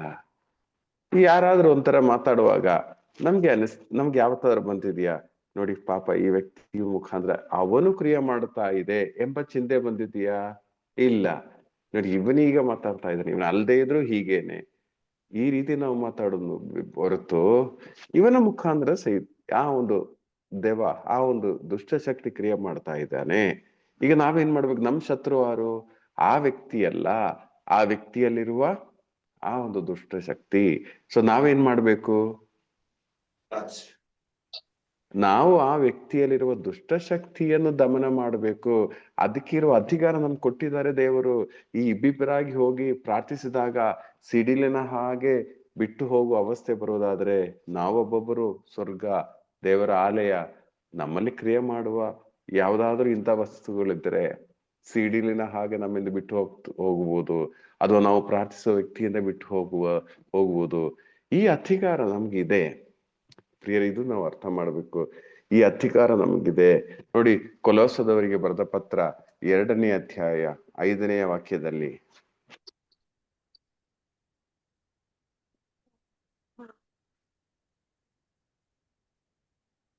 ಎರಡು ಐದಲ್ಲ ಬ್ರದರ್? ಹೌದು. ನಾನು ಶಾರೀರಿಕವಾಗಿ ನಿಮ್ಮಿಂದ ದೂರವಿದ್ದರೂ ಆತ್ಮಿಕವಾಗಿ ನಿಮ್ಮೊಂದಿಗಿದ್ದೇನೆ. ನಿಮ್ಮ ಕ್ರಮಬದ್ಧ ನಡತೆಯನ್ನು ಕೊಲೋಸದವರಿಗೆ ಬರೆದ ಪತ್ರ ತಾನೆ? ಕೊಲಸರು 2:5. ಬ್ರದರ್. ಓದಿ. ನಾನು ಶಾರೀರಿಕವಾಗಿ ನಿಮ್ಮಿಂದ ದೂರವಿದ್ದರೂ ಆತ್ಮಿಕವಾಗಿ ನಿಮ್ಮೊಂದಿಗಿದ್ದೇನೆ.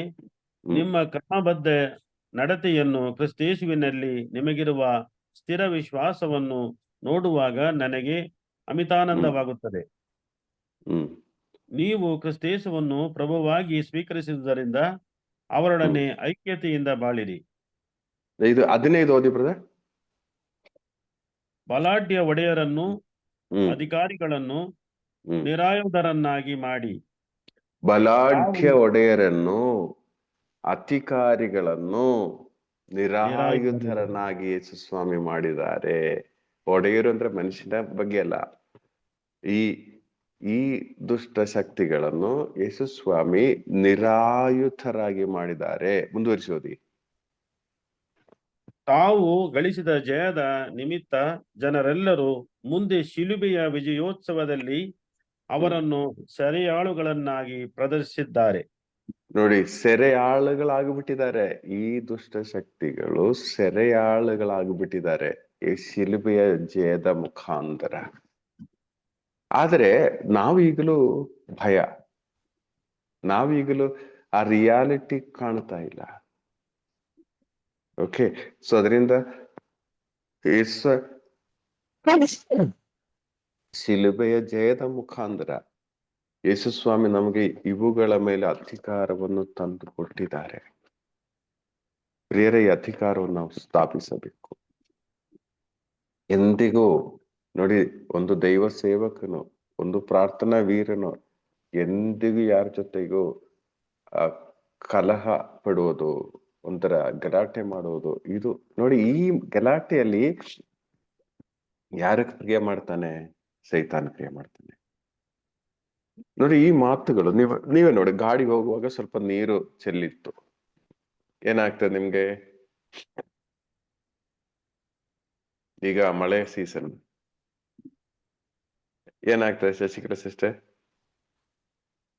ನಮ್ದೇನಾದ್ರೆ ಇನ್ನು ಹೊಸ ಡ್ರೆಸ್ ಏನಾದ್ರೂ ಇತ್ತು ಅಂತ ಹೇಳಿದ್ರೆ ಈಗ ನೀವು ಕೋಪದಿಂದ ನೋಡಿ, ಇದೇ ಚಾನ್ಸ್ ಅವರಿಗೆ ಏನ್ರಿ, ನಮ್ಮಿಂದ ಆಕ್ಟಿವ್ ಆಗಕ್ಕೆ ಚಾನ್ಸ್ ಇದೊಂದು ಜಸ್ಟ್ ಒಂದು ಚಾನ್ಸೇ, ನಮ್ಮನ್ನು ಆಕ್ಟಿವ್ ಮಾಡಕ್ಕೆ ಚಾನ್ಸ್. ಮತ್ತೆ ನಾವು ಮಾತಾಡೋದೇ ಹೌದು ನಾರ್ಮಲ್ ಆಗಿರೋ ಮಾತುಗಳಾಗಿರಲ್ಲ. ಅರ್ಥ ಇದಿಲ್ಲ. ನಾವು ಆಗ ದೆವ್ವ ಪೀಡಿದರೆ ಆ ಟೈಮಲ್ಲಿ ನಾವು ಮಾತಾಡುವ ಆ ಶೈಲಿಯಲ್ಲಿ ಅವನ ತಂದೆಗೂ ತಾಯಿಗೆಲ್ಲ ನಾವು ಮಾತಾಡುವಾಗ, ಅವ್ರು ಹಾಗೆ ಹೀಗೆ ಅಂತೆಲ್ಲ ಮಾತಾಡುವಾಗ ನಮ್ಮ ಎಕ್ಸ್ಪ್ರೆಷನ್, ನಮ್ಮ ಇದೆಲ್ಲ ದೆವ್ವ ಪೀಡಿತನ ಅವಸ್ಥೆಯಲ್ಲೇ ಇರ್ತದೆ. ಮಾತಾಡಿ ಏನ್ ಲಾಭ ಆಗಿದೆ ಕೊನೆಯಲ್ಲಿ? ಯೋಚನೆ ಮಾಡಿ ನೋಡಿ. ಆದ್ರೆ ಮಾತಾಡದೆ ಹೇಗೆ ಬಿಡಕ್ಕಾಗುತ್ತೆ ಬ್ರದರ್ ಅಲ್ವಾ? ಇಷ್ಟು ಹೊಸ ಬಟ್ಟೆ ಹಾಕಿ ಬರುವಾಗ ಅವ್ರು ಸ್ವಲ್ಪ ಕೇರ್ಫುಲ್ ಆಗಿರ್ಬೇಕಲ್ಲ. ಮಾತಾಡಿ ಏನ್ ಲಾಭ ಆಗಿದೆ? ಸೊ ಪ್ರಿಯರೇ, ಈ ರೀತಿ ನಮ್ಮನ್ನು ಮಿಸ್ಯೂಸ್ ಮಾಡುವ ಆ ಕೇಡಿನಿಂದ ನಮ್ಮನ್ನು ರಕ್ಷಿಸಿರಿ ಎಂದು ಯೇಸು ಸ್ವಾಮಿ ನಮಗೆ ಪ್ರಾರ್ಥನೆ ಮಾಡಲು ಕಲಿಸಿದ್ದಾರೆ. Price the lord. ಸೊ ಅದರಿಂದ ನಾವು ಈ ವಿಷಯದಲ್ಲಿ ಕೇರ್ಫುಲ್ ಆಗಿರ್ಬೇಕು. ನಾವು ಯುದ್ಧ ಮಾಡಕ್ಕೆಲ್ಲೂ ಹೋಗ್ಬಾರ್ದು. ನಾವು ದೇವರಲ್ಲಿ ಪ್ರಾರ್ಥಿಸಬೇಕು, ಈ ಕೇಡಿನಿಂದ ನಮ್ಮನ್ನು ರಕ್ಷಿಸಿ. ಆ ವ್ಯಕ್ತಿಯ ಮುಖಾಂತರ ಬರುವ ಕೇಡಿನಿಂದ ನಮ್ಮನ್ನು ರಕ್ಷಿಸಿ. ನನಗೆ ಕಂಟ್ರೋಲ್ ಮಾಡಕ್ಕೆ ಆಗದೇ ಇರುವ ಈ ಕೇಡಿನಿಂದ ನನ್ನನ್ನು ರಕ್ಷಿಸಿ. ಪ್ರಿಯರೇ, ನಮಗೆ ಮಾತ್ರ ಮನುಷ್ಯರು ಶತ್ರುಗಳಾಗಬಾರ್ದು. ಮಾತಾಡೋದೆಲ್ಲ ನೋಡಿ, ಒಂದಿನ 100 ಸೆಂಟೆನ್ಸ್ ನಾವು ಮಾತಾಡಿದ್ರೆ ಈ 100 ಸೆಂಟೆನ್ಸು ಆ ವ್ಯಕ್ತಿಯ ಬಗ್ಗೆ ಈ ವ್ಯಕ್ತಿಯ ಬಗ್ಗೆ ಆಗೋದಾದ್ರೆ, ಪ್ರಿಯರೇ ಅರ್ಥ ಮಾಡಿ, ಆ ವ್ಯಕ್ತಿಯಲ್ಲಿ ಕ್ರಿಯೆ ಮಾಡುವ ಆ ದುಷ್ಟ ಶಕ್ತಿಗಳ ಬಗ್ಗೆ ಒಂದು ಮಾತು ನಾವು ಆಡಲ್ಲ, ಅವರಿಗಾಗಿ ಒಂದು ಪ್ರಾರ್ಥನೆನೂ ಮಾಡಲ್ಲ. ಈ ವ್ಯಕ್ತಿ ಈ ರೀತಿ ಮಾತಾಡ್ತಾ ಇದೆಯಲ್ಲ, ಕರ್ತನೆ ಈ ವ್ಯಕ್ತಿಯಲ್ಲಿ ಕ್ರಿಯೆ ಮಾಡೋದು ಶಕ್ತಿಯನ್ನು ಯೇಸುವಿನ ನಾಮದಲ್ಲಿ ನಾನು ಬಂಧಿಸುತ್ತೇನೆ ಎಂದು ಪ್ರಾರ್ಥನೆ ಮಾಡಿ ನೋಡಿ, ಮಾತಲ್ಲೇ ನಿಂತು ಹೋಗ್ತದೆ. ಕಾರಣ ಶಿಲುಬೆಯಲ್ಲಿ ಯೇಸು ಸ್ವಾಮಿ ಇವರುಗಳ ಮೇಲೆ ವಿಜಯೋತ್ಸವವನ್ನು ಮಾಡಿದ್ದಾರೆ, ನಮ್ಗೆ ಈ ಅಧಿಕಾರವನ್ನು ಕೊಟ್ಟಿದ್ದಾರೆ. ಶಿಷ್ಯರು ಮಾಡಿದಾಗಲೂ ಈ ಕಾರ್ಯ ನಡೆಯಿತು. ಸೊ ಪ್ರಿಯರೇ, ನಮ್ ಜೀವನ ಬೆಳಿಗ್ಗೆಯಿಂದ ಸಾಯಂಕಾಲದವರೆಗೆ ನೋಡಿ, ಡೆಲಿವರೆನ್ಸ್ಗೆ ಆ ಬ್ರದರ್ ಬರ್ಲಿ, ಈ ಬ್ರದರ್ ಸಿಸ್ಟರ್ ಬರ್ಲಿ ಅಂತಲ್ಲ, ನಾವು ಒಬ್ಬೊಬ್ರು ಡೆಲಿವರೆನ್ಸ್ ಕೊಡ್ಬೇಕಾದವರು. ಬೆಳಿಗ್ಗೆಯಿಂದ ಒಬ್ಬೊಬ್ಬರ ಮಾತುಗಳು ಬರುವಾಗ ನಮ್ಗೆ ಗೊತ್ತಾಗುತ್ತದೆ. ಆಗಲಾಗಲೇ ನೀವು ಡೆಲಿವರೆನ್ಸ್ ಕೊಡಿ ಯೇಸುವಿನ ನಾಮದಲ್ಲಿ. ಅವ್ರು ಕೋಪ ಮಾಡುವಾಗ, ನಮ್ಮನ್ನು ಬೈಯುವಾಗ, ನಾವು ಮನಸ್ಸಿನಲ್ಲಿ ಯೇಸುವಿನ ನಾಮದಲ್ಲಿ ಈ ವ್ಯಕ್ತಿಯಲ್ಲಿ ಕ್ರಿಯೆ ಮಾಡೋ ದುಶಕ್ತಿಯನ್ನು ನಾನು ಬಂಧಿಸುತ್ತೇನೆ ಅಂತೇಳಿ ಬಂಧಿಸಿ ಹೊರಗೆಟ್ಟಿ ಪ್ರಾರ್ಥಿಸಿ ನೋಡಿ. ನೀವು ಬೇರೆ ಬೈಬೇಡಿ, ತಾನೇ ಕೂಡ ಆಗ್ತದೆ. ಸೊ ಅದರಿಂದ ಯೇಸ್ವಾಮಿ ನಮ್ಗೆ ಇದು ಇಲ್ಲದೆ ಇದ್ರೆ, ಯೇಸ್ವಾಮಿ ಕೇಡಿನಿಂದ ನಮ್ಮನ್ನು ರಕ್ಷಿಸಿರಿ ಅಂತ ಒಂದಿನ 10 ಬಾರಿ ಆದ್ರೂ ಪ್ರಾರ್ಥನೆ ಮಾಡ್ಲಿಕ್ಕೆ ಹೇಳ್ತಾ ಇರ್ಲಿಲ್ಲ. ಬೆಳಿಗ್ಗೆ ಒಂದು ಜಪಸರ, ಸಾಯಂಕಾಲ ಒಂದು ಜಪಸರ ಮಾಡೋದಾದ್ರೆ ಮಿನಿಮಮ್ 10 ಪರಲೋಕದಲ್ಲಿರೋ ಪ್ರಾರ್ಥನೆ ಮಾಡ್ತೀವಲ್ಲ. 10 ಬಾರಿ ಆದ್ರೆ ನಾವು ಡೈಲಿ ಹೇಳ್ತಾ ಇದ್ದೀವಿ, ಕೇಡಿನಿಂದ ನಮ್ಮನ್ನು ರಕ್ಷಿಸಿರಿ, ಶೋಧನೆಯಲ್ಲಿ ನಮ್ಮನ್ನು ಒಳಪಡಿಸದೆ ಕೇಡಿನಿಂದ ನಮ್ಮನ್ನು ರಕ್ಷಿಸಿರಿ ಅಂತ ಹೇಳಿ.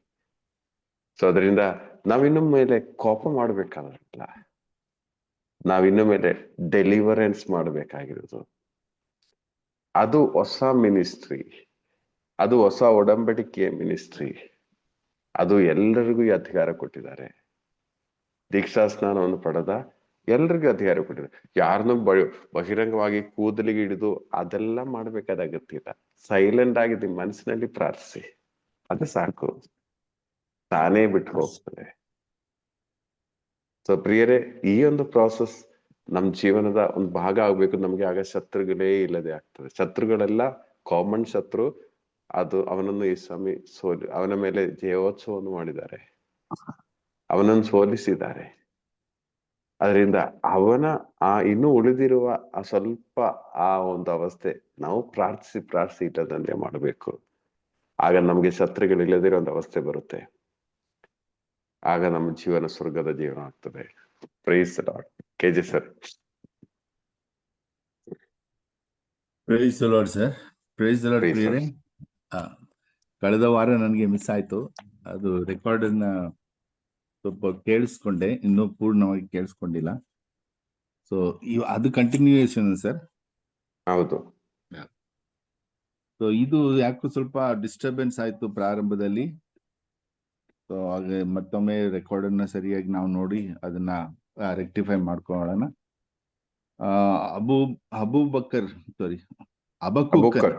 ಹಬಕ್ಕೂಕನ ಗ್ರಂಥದಿಂದ ತೆಗೆದುಕೊಂಡು ಪ್ರಾರಂಭ ಮಾಡಿದ್ರು. ಸೊ ಒಂದು ಹೊಸ ಕಾರ್ಯದ ಬಗ್ಗೆ ಅಲ್ಲಿ ನಮಗೆ ತಿಳಿಸ್ಕೊಟ್ರು. ಅಲ್ಲಿ ಹಳೆ ಒಡಂಬಡಿಕೆಯಲ್ಲಿ ಮಾಡುವ ಎಲ್ಲ ಕಾರ್ಯಗಳನ್ನು ಯೇಸುಸ್ವಾಮಿ ಪೂರ್ಣಗೊಳಿಸ್ತಾರೆ.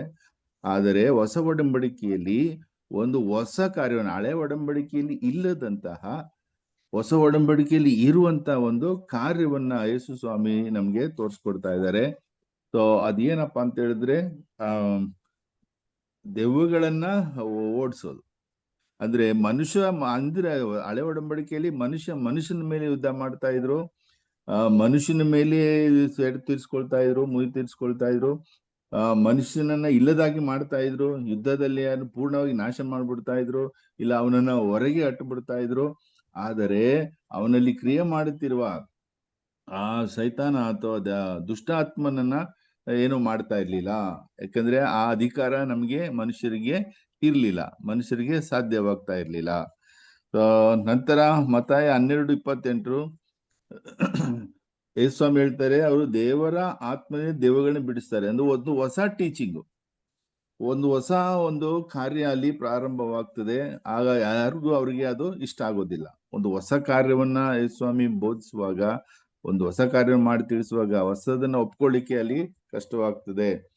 ಹಾಗೆ ಮಾರ್ಕ 3:21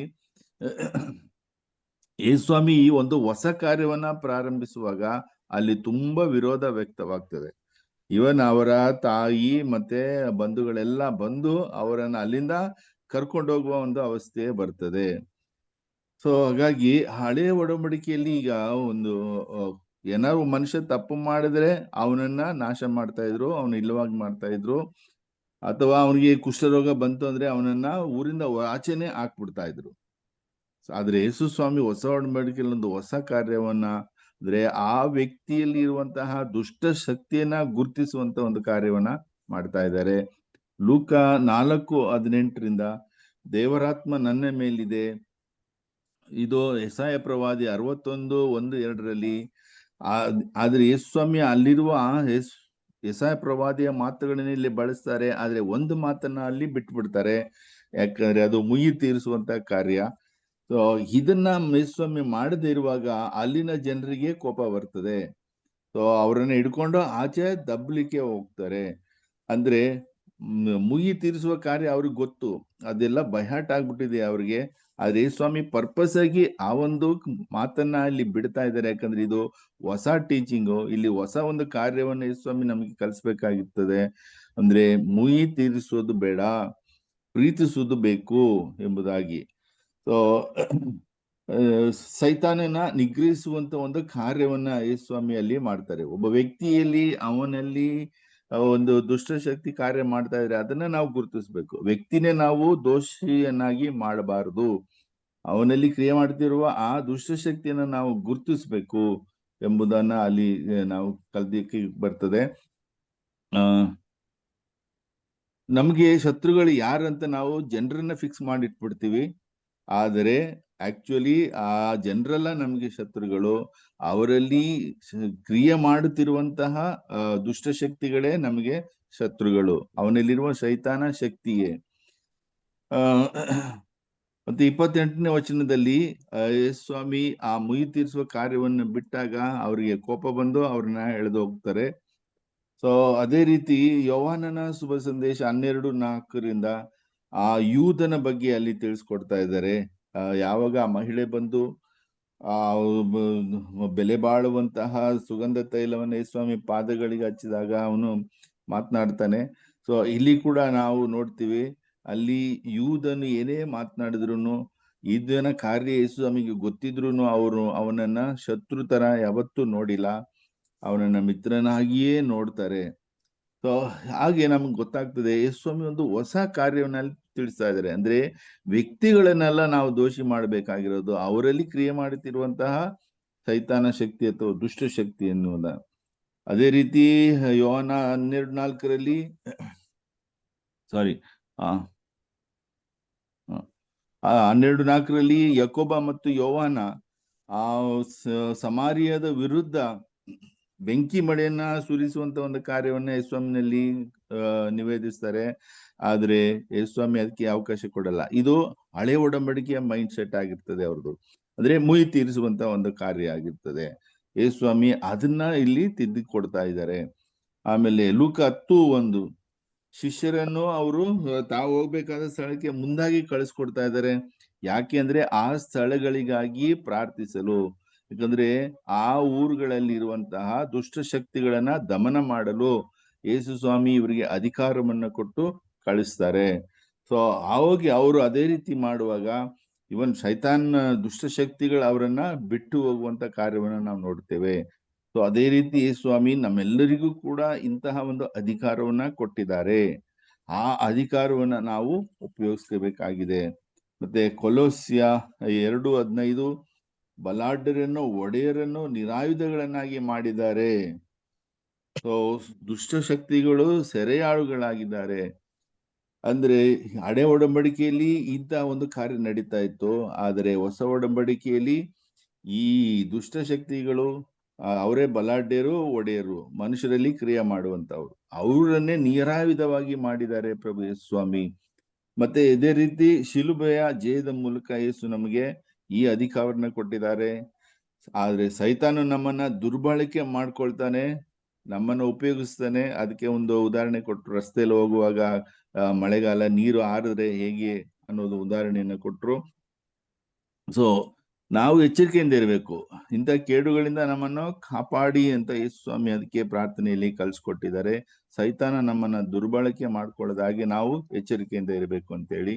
ಸೊ ನಮ್ಮ ಜೀವನ ಬೆಳಗಿಂದ ಸಂಜೆವರೆಗೆ ನಮಗೆ ಗೊತ್ತಾಗ್ತದೆ. ಒಬ್ಬ ವ್ಯಕ್ತಿಯನ್ನ ನಾವು ನೋಡುವಾಗ, ಅವನ ಕ್ರಿಯೆ, ಅವನ ಮಾತುಗಳನ್ನು ನೋಡುವಾಗ ಅವನಲ್ಲಿ ಇರುವ ದುಷ್ಟಶಕ್ತಿ ನಮ್ಗೆ ಅರ್ಥ ಆಗ್ತದೆ. ಆಗ ನಾವು ಆ ವ್ಯಕ್ತಿ ಮೇಲೆ ಕೋಪ ಮಾಡ್ಕೊಳ್ಳದೆ, ಅವನ ವಿರುದ್ಧ ಮಾತನಾಡದೆ ನಾವೇನ್ ಮಾಡ್ಬೇಕು, ಅವನಲ್ಲಿರುವ ದುಷ್ಟಶಕ್ತಿಯ ದಮನಕ್ಕಾಗಿ ನಾವು ಪ್ರಾರ್ಥಿಸಬೇಕು. ಅವನಲ್ಲಿರುವ ದುಷ್ಟಶಕ್ತಿಯನ್ನ ಬಂಧಿಸಿ ನಾವು ಪ್ರಾರ್ಥಿಸಬೇಕು. ಸೊ ಇನ್ಮೇಲೆ ನಾವು ಇತರರ ಮೇಲೆ ಕೋಪ ಮಾಡ್ಕೊಳ್ಬಾರ್ದು, ಅವರಿಗಾಗಿ ಪ್ರಾರ್ಥನೆ ಮಾಡಬೇಕು. ಆಗ ನಮ್ಗೆ ಶತ್ರುಗಳೇ ಇಲ್ಲದಾಗ್ತಾರೆ. ಸಾಮಾನ್ಯ ಶತ್ರುವನ್ನ ಯೇಸುಸ್ವಾಮಿ ಶಿಲುಬೆ ಮೇಲೆ ಜಯಿಸಿದ್ದಾರೆ, ಅವನು ಸೋಲಿಸಿದ್ದಾರೆ. ಸೊ ನಮ್ಮಲ್ಲಿ ಇರುವಂತಹದ್ದು ಅಂದ್ರೆ ನಮಗೆ ಎದುರಾಗುವಂತ ವ್ಯಕ್ತಿಗಳನ್ನ ನಾವು ಗುರುತಿಸಿ ಅವನ ವಿರುದ್ಧವಾಗಿ ನಾವು ಮಾತನಾಡಕ್ಕೆ ಹೋಗದೆ, ಅವನ ವಿರುದ್ಧವಾಗಿ ಸಂಚು ಮಾಡದೆ, ಅವನಲ್ಲಿರುವ ದುಷ್ಟಶಕ್ತಿಯ ನಿರ್ಮೂಲಕ ನಾವು ಪ್ರಾರ್ಥನೆ ಮಾಡಬೇಕು. ಇದು ಒಂದು ಹೊಸ ಕಾರ್ಯ ದೇವರು ನಮಗೆ ಇವತ್ತು ತಿಳಿಸ್ಕೊಡ್ತಾ ಇದ್ದಾರೆ. Praise the Lord. Praise the lord.